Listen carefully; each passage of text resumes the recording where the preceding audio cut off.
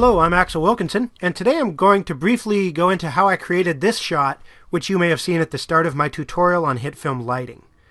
I wanted an interest-grabbing effect that really highlighted the aspect of lights existing in 3D space, so to demonstrate that, I decided to base the shot around a particle system.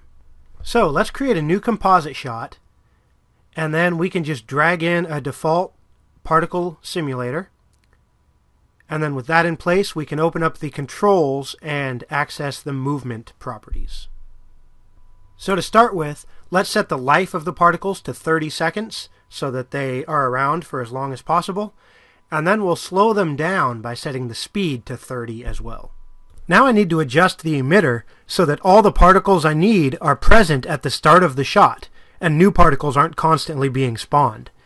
So on frame 0 of the timeline, we can open up the general properties for the particle system and activate keyframing for the active state.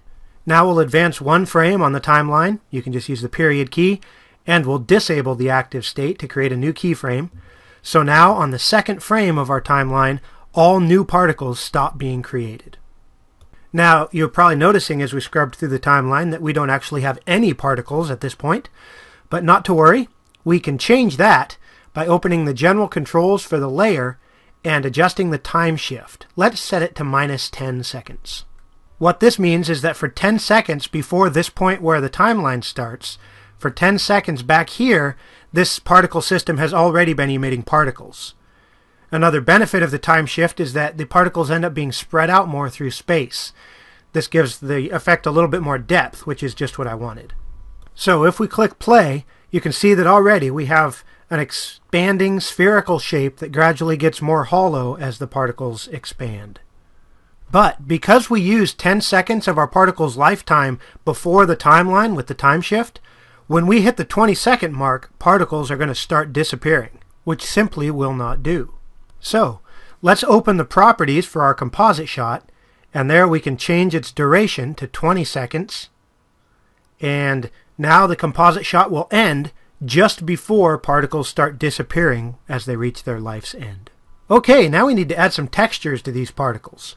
So in the appearance controls for the particle system, we can import the textures there. I thought big rocks would be kind of cool, so I used the beach stone textures that come with HitFilm, and I selected all 7 so that I'd have some variety in the effect. Now let's assign a color to give the rocks a bit more natural appearance. I used a fairly light gray with a little bit of brown in it, but the exact color isn't that important. You can use whichever color you prefer. Now we need to adjust the size of these stones and the distance between them so that they don't overlap so unnaturally.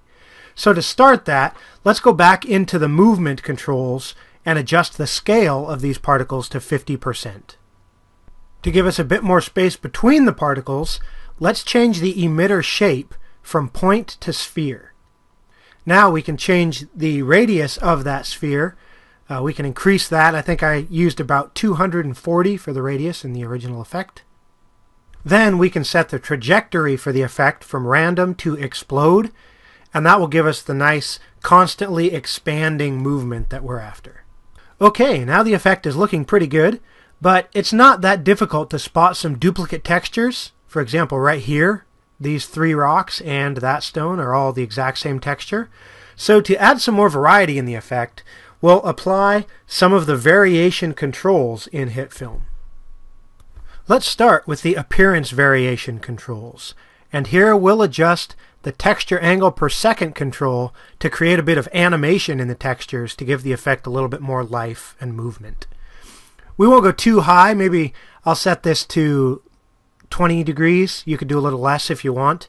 But now, as we play back the effect and the stones start spinning, you can see that it's much more difficult to very quickly spot those duplicate textures. Now we'll add some color variation as well.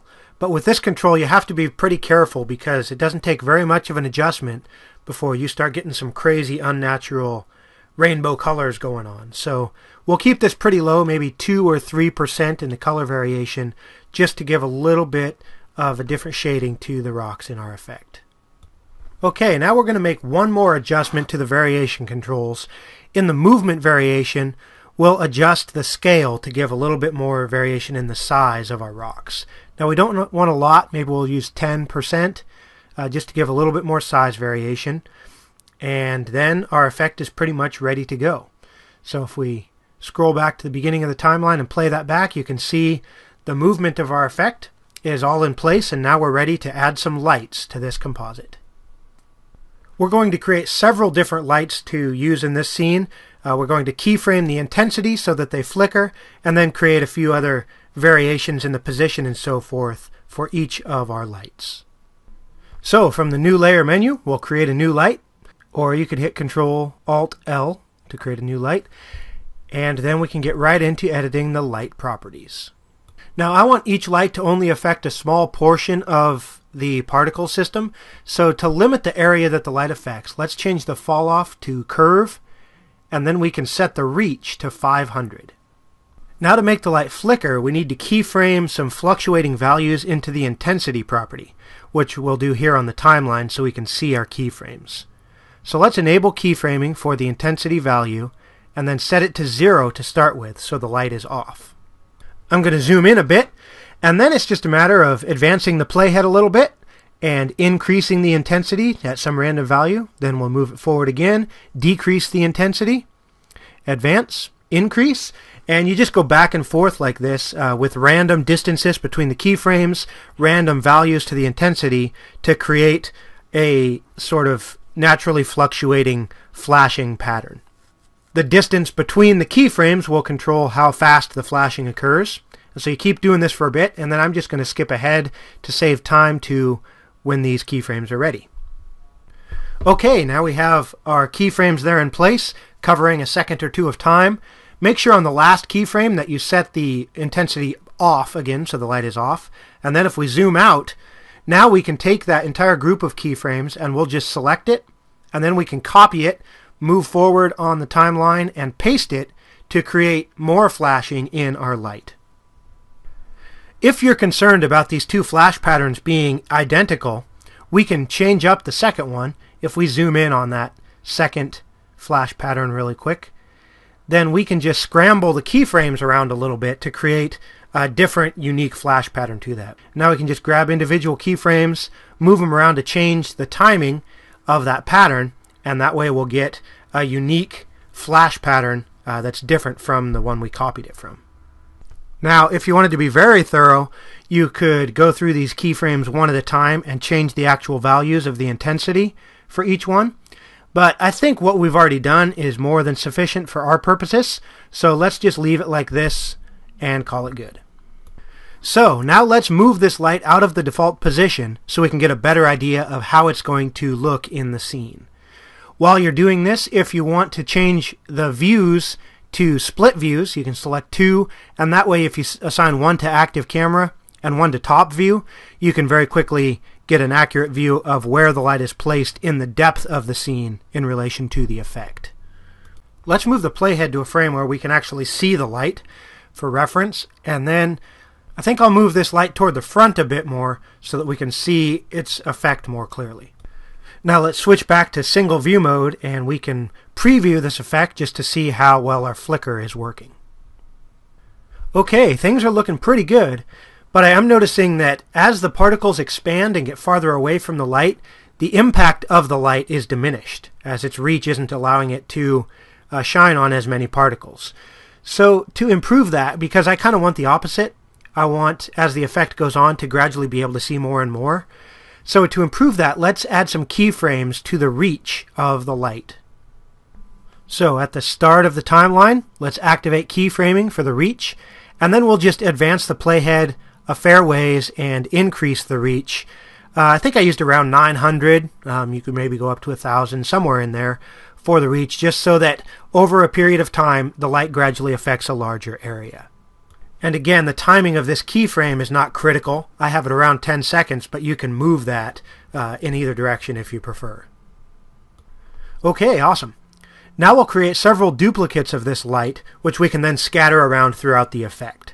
So you can right-click and select duplicate, or hit Control-D. I'll just hit Control-D to create 6 copies of this light, and then we can reposition each of those.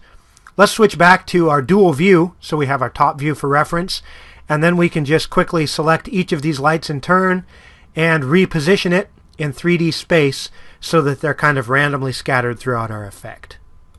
It might take a minute or so to get these all in place, but through the magic of editing, I will have it done now. Okay, brilliant. So now we've got our 6 lights all in place in 3D space, but if we play back the footage, you'll notice they're all kind of flashing in unison. And so we need to change the timing so that each of these lights is flashing at a different time than the others. The quickest way to do this is just to grab each of these layers and drag them about so that they start at different times. And as a result, the flashes will happen at different times as well.